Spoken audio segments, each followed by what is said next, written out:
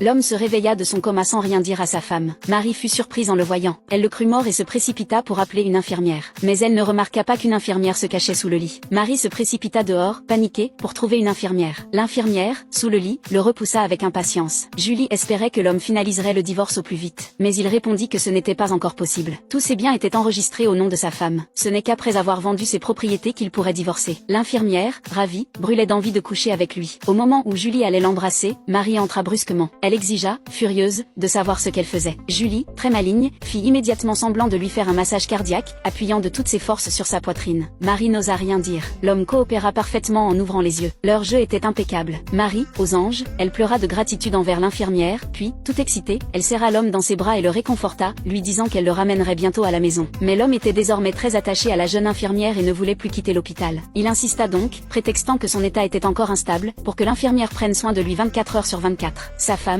naïve, accepta. Mais le lendemain, elle lui fit une surprise. Il s'avérait qu'elle n'était pas aussi naïve qu'il le pensait, elle avait trouvé pour lui l'infirmière la plus expérimentée de l'hôpital. Terrifié, l'homme tenta de s'enfuir. L'infirmière, plus âgée, remarqua que ses émotions semblaient instables et qu'il avait besoin d'une injection pour se calmer. Sous l'effet du sédatif, le corps de l'homme commença à subir des changements.